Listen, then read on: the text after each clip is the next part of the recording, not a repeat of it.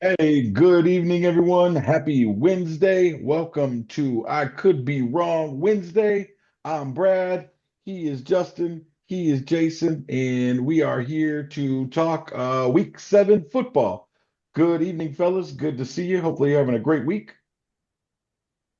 You too? All Yes, right. absolutely great. I think it's a great week for me. Football, I had to go back to work, vacation's over, but football is obviously going.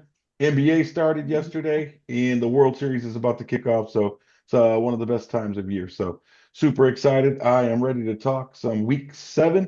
Before I turn it over to you guys, obviously I gave my takes on our new podcast or my new podcast kicking off on Mondays called Under Further Review. So I'll visit some of my takes after I open it up to you. Let's start with Justin. What are some of your biggest takeaways from week 7? Well, some of my biggest takeaways are, I started last week. Said that the five and or the one loss teams, not 5-1, the one loss teams weren't, anything to be scared of, or they weren't really instilling fear into anyone. Two of those one loss teams lost this week in Tampa Bay and Pittsburgh. Pittsburgh Yep. lost to the lowly Bengals. uh, Tampa lost to a good Lions team. They were the one team that I said was like the better out of Yeah. the 4-1 loss teams, but nonetheless, the Colts, they picked up a win, another one, a quality win, and they actually look legitimate. So that's a big takeaway I got, is that the Colts do look like a legitimate contender. Daniel Jones so far looks like a legitimate, could be MVP candidate at this point of the season. There are definitely some better candidates out of there, but he is playing great football. And then Green Bay's, yeah, they're still one loss team, but I mean, they didn't play a great game against the team they probably just, spanked in the Cardinals. So my Yeah. takeaways were the fact that there's still a lot of parity in the NFL. The Colts are for real. And I mentioned before we had some technical difficulties that the Chiefs also, they put it on the Raiders pretty bad, but they probably would have done that to many teams around the league with the return of Rashid Rice. These guys are getting healthy at the right time, and they actually look really scary. A lot of teams don't want to play these guys. Yep. Absolutely. I agree. That was my number one takeaway from Sunday's action was the Chiefs are back and nobody wants to play them right now. You mentioned we had some technical difficulties. I also mentioned before those technical difficulties, if the season ended right now, Chiefs would be out of the playoffs. Unfortunately, for the rest of the NFL, the playoffs are not starting until another 2 months. So Chiefs will probably be there Correct. in the end. And very good chance, the way things look as far as the schedule goes, that the road to the Super Bowl in the AFC at least will go through Kansas City by the time it's all said and done. But we'll see. It could be Indy as well. I like that call out.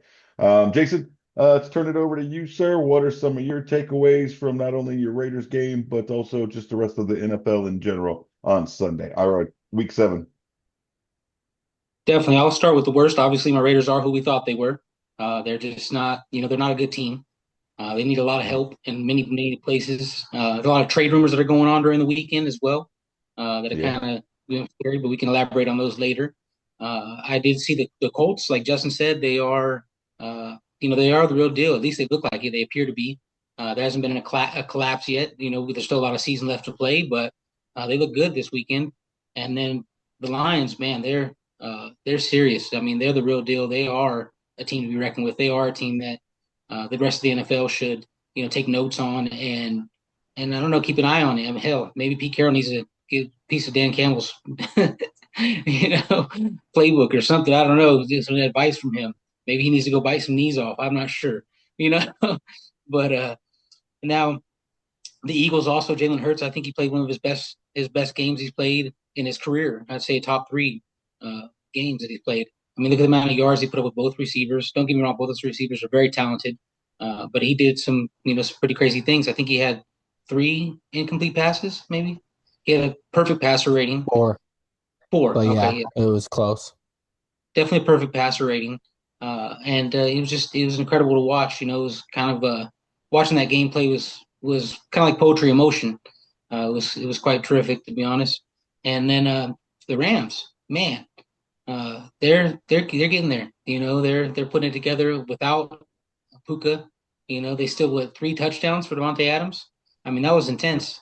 And I think that that's another quarterback there that could be a possible MVP candidate. Yeah, definitely. I think Matt Stafford is definitely in the MVP conversation. He's got 17 touchdowns on the season. He had 5 on Sunday. So um, I think so. Yeah, that was a good call out. I think that it also showed that Jacksonville, as I mentioned on Monday, I think Jacksonville, they're very turnover dependent. If they don't create takeaways on defense, they look very average, if not below average, compared to the real contenders in the AFC. Um, Right. as far as Jalen Hurts goes, I'm not going to take anything away from him. I think it was one of his best halves of his career. And if you look at just the stats, obviously it came out stat wise, it was one of his best games. But if you look at the stats, and again, I went through it on Monday. If you guys listened, after the first drive where they did go down, he threw the long touchdown to AJ Brown right after they fed Saquon to start things up, open up the pass game. He threw the touchdown to AJ Brown. For the rest of the half, they went 3 and out 3 straight times, and then the last time they had the ball, the half ended. They got one first down actually, and then they ended up the half ended. But it was a fourth down. They were going to end up punting anyway. So I think it was great, and I think Eagles fans should be excited. But I would say, just like I said on Monday, I would pump the brakes a little bit about saying that they're back. And the reason I say that is we saw the same thing against the Rams. Like they kind of struggled in that first half on offense against the Rams, and then the second half they threw the ball all over the field on the Rams defense, and everybody was like, "Oh, Eagles are back. They have no more Right. problems." And then they struggled the next week, and then they lost 2 games in a row before they obviously won on Sunday. So don't get me wrong, I think they should be encouraged by what they saw on Sunday, but I would just pump the brakes before I say that they're fully back at the top of the power rank, so to speak. But they're heading in the right direction. Jalen Hurts played a hell of a game, but that first half they struggled after that first drive. And then also got to say this: Minnesota did everything they could to help them out in that game. You can't go in the red zone 6 times and come away with 5 field goals. That's just like, bro. I could be wrong, but I think that it's pretty obvious Minnesota made the wrong decision when they said, "Hey, Sam Darnold, see you later." I think they should have kept him for at least one more year, in my opinion. But that's just me. Agreed. Agreed. And then when it comes to your Raiders, yeah, man, they're they got to figure out something. They really do. I think Pete Carroll's got to make, like you said, he's got to do something at quarterback. As much as he loves Geno, he's got to do something to make a change and get a spark. I know if they put Pickett in there a little bit last week, I don't know if he made much of a difference. I don't know if it was because Geno was hurt or whatever, but I saw him play a couple snaps. Didn't look like he really moved the offense too much. But I have been hearing on some of the local radio around here in Arizona, there's some Kyler to Las Vegas rumors going on. So, real quick take, how would you feel about that move? I said it, I believe last week that I expected that to happen if he got Yep. traded or possibly didn't, make it to the next year, next season. I'm not too thrilled about it. I don't think he's the answer. He obviously can't get the Cardinals over the hump, So what is he gonna do with a team with a weaker Eh, roster as of right now? He's not gonna get him any further. I think that it's just not a good idea. I think honestly, maybe we need to move on eh, from Pete Carroll already, get a new coach, get a young coach, and start the rebuild all over again. Trade a couple key pieces for yep. draft picks, get some draft capital, and just begin with a young quarterback that is a rookie and like a lot of these successful teams have done. Yeah. Yeah. I said on Monday that I Bro, think if I'm Pete a damn Carroll's one Raiders and fan done. and they trade for Go ahead. I'm sorry, bro. it, no, if I'm a Raiders fan and they make that trade for Kyler Murray, I'm pissed. Yep. There ain't no ifs, ands, or buts about it. I'm like, Uh, yeah. The rumor mill is always crazy around this time of year, so you never know this what is could true. happen. You never know what could happen. Absolutely. I'm just glad they squashed the Max Crosby trade rumors. I'm glad they squashed that, you know. They ain't trading Max Yeah, Crosby. Max yeah. Crosby don't want to leave Vegas either. I Yeah, He, we bet. met with Max. He told him he didn't want to yeah, leave, and of yeah, course, you know, they told him they didn't want him to leave. yeah. So, You know. so that was one of the guys I mentioned Monday. Him and Alvin Kamara. Both of those guys have said that they don't want to leave the teams they're on, but I think they both should want to go somewhere else and not waste their rest of their prime on the two teams that they're on. And then also, like I said on Sunday in the group chat, when it comes to the Saints, I never thought I'd say a team would be better off with Derek Carr as their starting quarterback. God dang, that's just bad. Anyways, all right. So I love your takeaways. I agree with most of them, which is very rare for us. So I love it, guys. And we'll go ahead and move on to our next topic. As you guys may have noticed in the lineup, I skipped the top five this week. I'm going to hold off on that so we can let it get to the midseason and then we can have a real good argument about it. So we're going to skip it for 1 week. And I replaced that with the top three MVP front runners. So I'll go ahead and kick this off. And I'll actually, you know what? No, I don't want to do that. I'm going to have Jason start. Jason, let's go ahead and if you will start us off. Who are your, and we're close to midseason, so we'll go with almost midseason. Who are your almost midseason top three MVP front runners in the NFL right now? Obviously Matthew Stafford, Daniel Jones, and gosh, there's a couple of players that I could say will come in that, you know, that runner-up position, that number three position.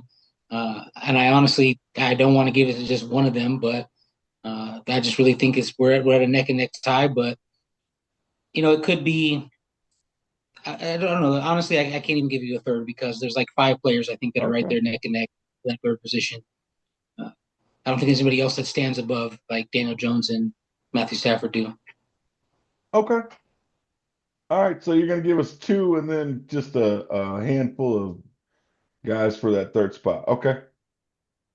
I think that both of those guys are definitely in the conversation. I don't have either one of them in my top three right now, but they're both right outside the top three. I guess I gave more of a prediction than a current. Okay. I got you. I All right. like those guys. I mean, I like them. I you think they're know, both having a great season. they're no slouches. But you know who's at the top of my MVP candidate right now? Drake May. Okay.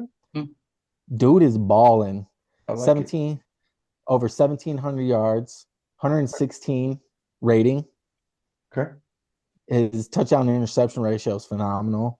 He's got the Patriots at the top of the AFC East. Yep. They already beat the Bills. Yep. And they're getting better. They're a young team that's getting better. And I think that it's because of the evolution of Drake May. I have another one that people might go, what? Because it's a quarterback award. But bro, JSN is dominating right now. And Okay. until Puka was hurt, only Puka was on the same track as JSN. They were really neck and neck. Puka was averaging like 102 yards a game before he got hurt. JSN's averaging like 115 yards a game right now. Here, I'll He's tell you, I pulled it up. he's on He is track to averaging break the single season record. 17 yards a game. He has 190 more yards than the next best receiver in the NFL. So to me, that's the equivalent of near 2 games for most receivers. So I got JSN there. That's just me. I know it's a Okay. quarterback. I know it's a quarterback award. And Okay. then another random one here would be his quarterback, Sam Darnold, who's playing really, Yeah. really good, efficient Yeah. football. Okay. All right. I like all of those. I didn't think about Sam Darnold, but I mean, I can't argue that he's on the. I think he's on the fringe of the conversation if he's in the conversation. Sam Darnold is. I like the JSN. That was one that he's kind of on that. He's not in my top three either, but he's one of those guys that I could make an argument. You could build a case that he should be. So I like that one. I'm gonna go ahead and give you my top three. I'm gonna go with the guy I've been saying that has been MVP so far this season. Even though his team lost on Monday night, that's Baker Mayfield. He's got 13 touchdowns, 2 interceptions. He's got four fourth quarter comeback game winning drives. So I think that he's just been the driving force for Tampa's start. Again, I know they lost, so kind of diminishes what he's done a little bit. But I would still have him in my top three right now. I again don't think he's playing a lot better than Matthew Stafford or Daniel Jones or some of those guys, but I think just in the key moments, Baker's been able to create more big moments this season. And that's really what the MVP comes down to when you talk about quarterbacks. Now, I'm going to give you two that are non-quarterbacks. And one of them is, I believe, the reason that another MVP candidate is having such a good season. And the first one is Jonathan Taylor. Ooh, Jonathan Taylor. I know that I was gonna throw him on there. running backs don't get the love, right? We know Saquon didn't get the love last year, even though we all know he was the real MVP of the league last year. Let's just call it what it is. Josh Allen, sorry, man. Saquon should have got the MVP, in my opinion. But since it's a quarterback-driven award, they usually give it to the quarterback. But I like Jonathan Taylor. He's averaging 99, almost 100 yards a game, 10 touchdowns, 0 fumbles. And I think that his success in the run game is what's been the catalyst for Daniel Jones to have such a good season. Not that Daniel Jones isn't doing a lot of things on his own, but I think the defense has to worry so much about Jonathan Taylor that it opens up the things for Daniel Jones to do what he does well, and it helps. So they're kind of feeding off each other. But I think they're both in the conversation. You could make an argument for either one being in the MVP. Now, the other one may shock both of you. It may not. This guy is the only reason that his team is in first place in their division, and that is Christian McCaffrey. Okay? Let me break it down for you, okay? I'm going to give you this list right here, and I want you to tell me what all these guys have in common. Devontae Smith, Drake London, Stephon Diggs, Devontae Adams, DK Metcalf, and AJ Brown. You know what they all have in common? They probably all have less receiving yards than Christian McCaffrey. They all have less receiving yards than Christian That's McCaffrey. just a guess. Yes, they all have less receiving yards than Christian McCaffrey. And that's not a slouch list of wide receivers. No, So not at all. CMC, obviously, he's not had the big running games other than obviously this last game on Sunday night. But prior to that, he didn't really have a lot of traction in the run game. But he's averaging 140 scrimmage yards a game. He's on track for 23, almost 2,400, 2,382 yards from scrimmage, which is insane. He's got 3 touchdowns rushing, 3 touchdowns receiving, so it's balanced. And I think just with all of the injuries that the 49ers have had, him being there every week, and again, I think I told Justin this or whoever I was talking to, if you had told me at the beginning of the season that the 49ers are going to have one starter, one key guy, what the heck? They were going to have one key guy that was going to be there for every game in the first 7. There's no way I would have guessed it was going to be Christian McCaffrey. So I just feel like Right. he's the reason they're 5-2 and in first place, along with Kyle Shanahan's coaching, of course. But so I would have those guys in the top 3. I know that they're probably not even going to be close because they're running backs, but I would have JT and CMC in my top 3 along with Baker Mayfield. So love to hear your thoughts. I like it. I like it just because they're non-quarterbacks. JT's balling. I mean, he's actually the one. He's the reason, other than Steichen, that's really giving Daniel Jones an opportunity to thrive. Yeah. So, I would put JT as an MVP candidate ahead of Daniel Jones, in my opinion. Yeah. And then I think Daniel Jones is having a great season, though. Huh? I think Daniel Jones is still having a great season. Oh, for sure. Yeah. There's no doubt about it. But I don't think he's having that kind of season without JT. I think JT could have a great season without Daniel Jones, though, as he proved last year. Yep. And then, sorry to cut you off. You were saying about CMC? Or Jason, go ahead. Yeah, no, I agree. To go back to CMC, actually, he wasn't even in my handful of guys. I didn't really give it much thought. But now, honestly, that he's definitely a handful of guys because the most valuable player is just that. It's a player that makes a difference. Yeah. Tremendously to that team.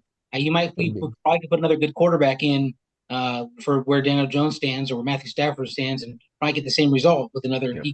equivalently good quarterback. But you put a lot of the running backs in the league in CMC's position and they're just not going to do what he's done. Yeah.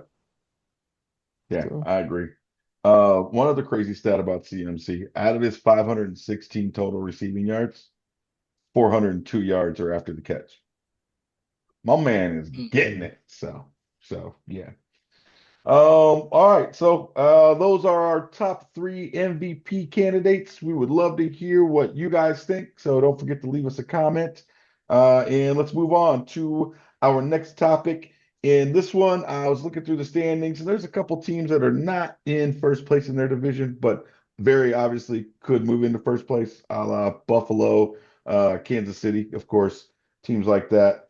But I wanted to ask you guys of the teams other than Kansas City and Buffalo, of the teams that are currently not in first place in their division, who do you think has the best chance or is most likely to catch their division leader right now and surpass them and end up winning the division? So let's go ahead. We'll start off with Justin and then kick it over to Jason after that. First team comes to my mind is the Lions, overtaking Green Bay. Okay. Lions with 2 losses, Green Bay with the loss and a tie. Yep. It's the only thing that separates them is time, Okay. you Yeah. know. Um, but yeah, that's the first team that comes to mind for me because they are a really good team. Green Bay doesn't strike me as a great team yet.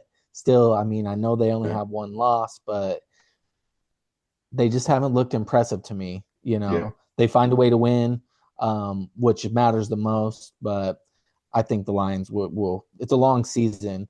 If there was only a couple more weeks left in the year, maybe not so much.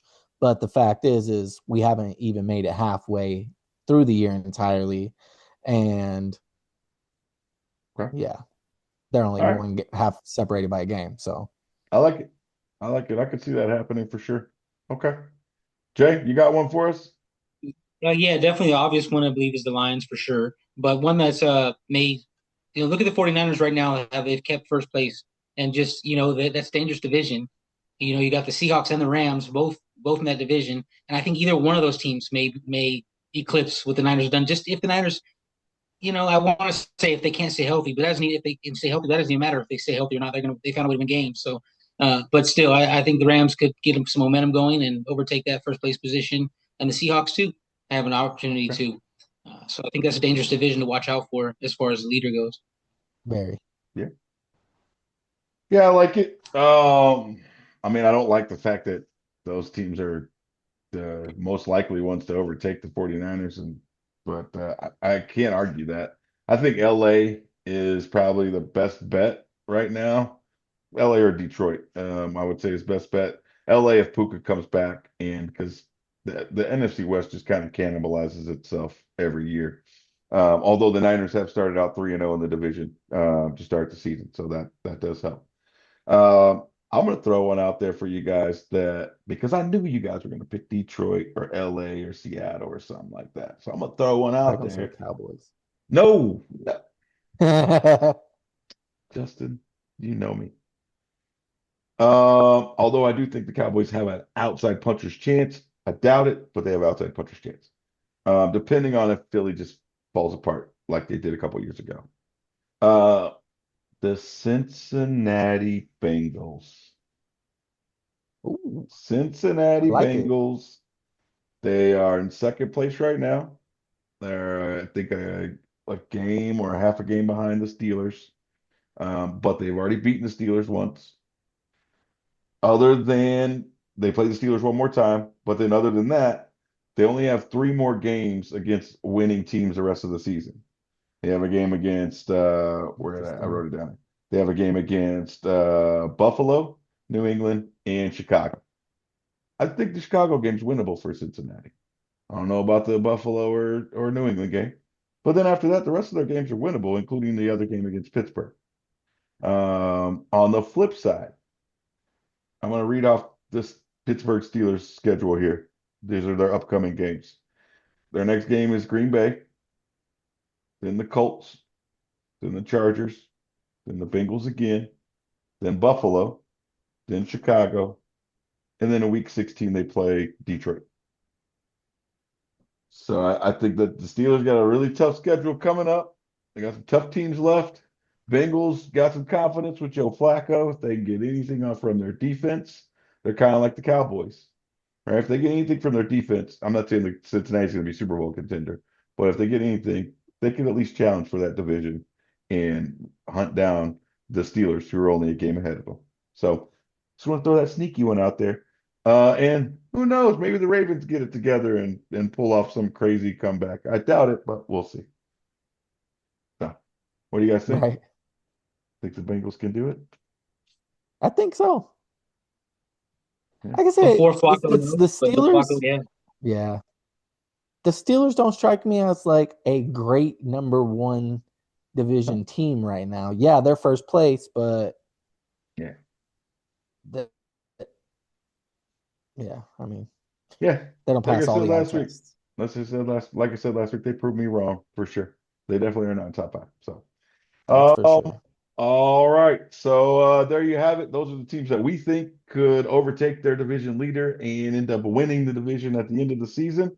And we're going to move on to our last topic for I Could Be Wrong Wednesday before we jump off of this and start our new podcast, which is called Kiss My Glass. All right, here we go.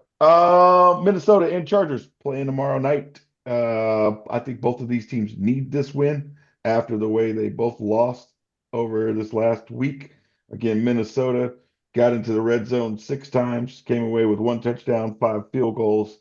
I think they're regretting Sam Darnold leaving. And Kevin O'Connell, questionable at best when it comes to situational football, in my opinion. I don't trust him. I think he's a great play caller until the play calls matter, in my opinion. I think that the Chargers on the other side, they got to figure out a way to get their running game going. They got to figure out something to get that running game going. And then they got to put pressure on Wentz, force him into bad decisions, just like he was forced into bad decisions this past week. And when that happens, he gives the ball to the other team. And then it comes down to coaching. And I think Harbaugh out coaches O'Connell. And I'm going to take LA to win the game. And I don't know by how many, but I'm going to take LA to win the game. And Herbert adds to his 13 touchdown total, throws maybe 2 or 3 touchdowns, and looks pretty good on offense. So I'm taking LA, and it's because they have a better coach. Yeah, I'll take LA at home. Oh, go ahead, I mean, Justin. sorry. Yeah, I mean it's a 3.5 point spread. Minnesota, hasn't looked great with Wentz at quarterback. Still no connection with J. Jeff. There's not a lot to be excited about. They get Aaron Jones back likely. They designated him for a return from IR, but Chargers look like a better team. Even without the running game, they have a better quarterback. And at the end of the day, that's what this game's going to boil down to is the quarterback play. And Yeah, I agree. One stat I'll throw out there real quick before I let Jay go. Surprisingly, when I was doing my research, Herbert, who we all know protected the ball extremely well last year in the regular season, until obviously that playoff game where he collapsed. He's already got twice as many interceptions as he had last year. He's got 6 already, so something to keep an eye on. If he turns the ball over, obviously, and gives Minnesota some short field. So, sorry, Jake, go ahead, and I'll open up to you, sir. What do you expect? As much as I'll be rooting for Chargers to lose, I definitely feel like they're going to be the one to pull off the victory. It is going to be a battle, I think, of the coaches in reality. When it comes down to it, but also, Wentz. I mean, he can either win you a game or he can lose you a game. It's just he's gonna be the reason why in most cases. Yep. And so I don't think the quarterback play is equivalent. I definitely think that they're gonna get Herbert's gonna outshine Wentz per se. And then, I'm guessing my guess honestly is we're not gonna see a lot of scores. we're going to see a lot of turnovers, and we're looking at probably 21-17, Chargers. So I'm going to cover that spread. I like it. All right, LA, you're in trouble. We're all on the Chargers. All right. They're in All trouble. right. All right, fellas. I appreciate you getting together with me and talking some football, talking some week 7. We appreciate all of you for watching. We appreciate those of you that are listening on Spotify or wherever you get your podcast. Please don't forget to download so you can take this with you on the go. Like, share, subscribe, follow, all that good stuff. And we will see you next time on I Could Be Wrong Saturday. In the meantime, don't forget division is a math problem. It should never be a people problem. And be kind. It is free unless you're talking to Cowboys fans. Peace.